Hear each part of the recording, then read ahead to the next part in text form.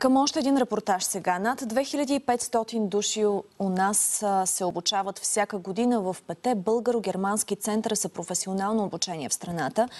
Средно над половината от тях си намират работа. Какви са изискванията за включване в курсовете на тези центрове и каква подготовка предлагат те? Вижте в следващия репортаж.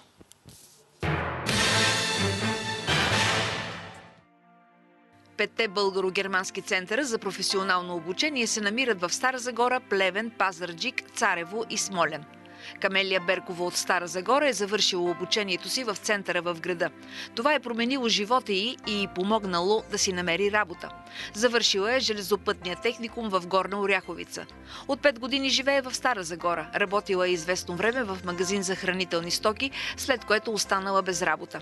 Регистрирала се е в бюрото по труда, оттам я насочили към центъра за професионално обучение, в който завършила 2 курса – за компютърна графика и курса «Млад шанс» за младежи в риск. Обучението е било безплатно за Камелия. През цялото време е получавала храна и дневни. Почнах там курсът, който всъщност беше доста интересен.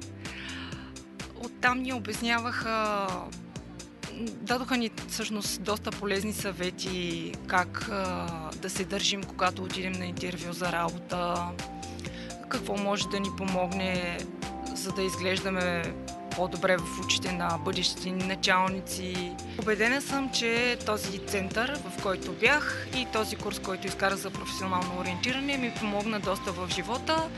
Дадоха ми доста полезни съвети, за които съм им много благодарна. И ме ориентираха в правилната посока, тъй като не бях много сигурна какво точно исках да започна да работя. След 2 курса в българо-германския център, Камелия започва работа в голяма фабрика за изработка на каучукови уплътнители за автомобили. Мисля, че е достатъчно добре платена, да. Получаваме си различни бонуси, осигурен ни е транспорт и храна. И сме в голям екип от различни хора. Българо-германският център за професионално обучение е създаден преди 20 години. Днес в него има 10 разнообразни направления в сферата на техниката, като заваряване, ремонт на автомобили, електротехника, ортопедична техника и други.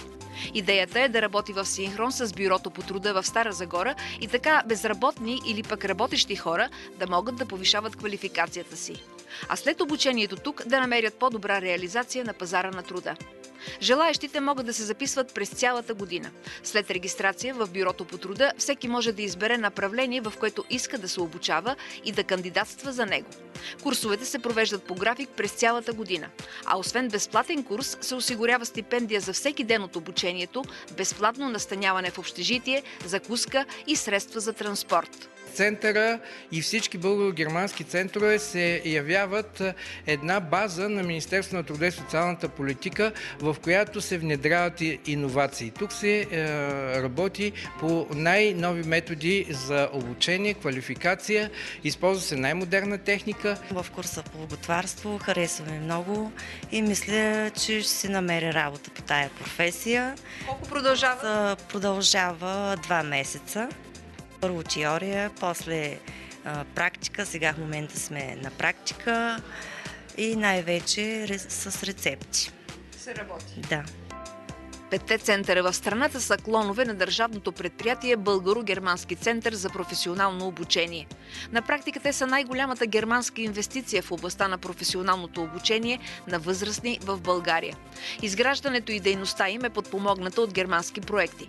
През 2013 година държавното предприятие печели проект по оперативна програма «Развитие на човешките ресурси», управлявана от Министерството на труда и социалната политика по схемата «Без граници». Дейностите са насочени към младежи в риск на пазара на труда.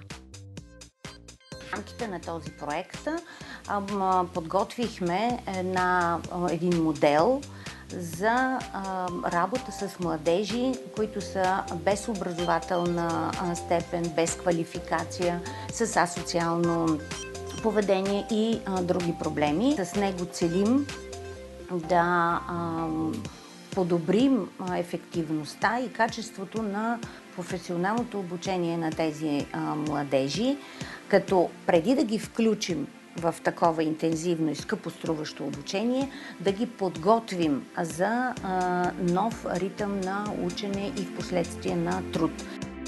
В бъдеще в 5-те центъра ще се увеличава броят на обучаваните лица, както на безработни, така и на заети, които искат да повишават квалификацията си.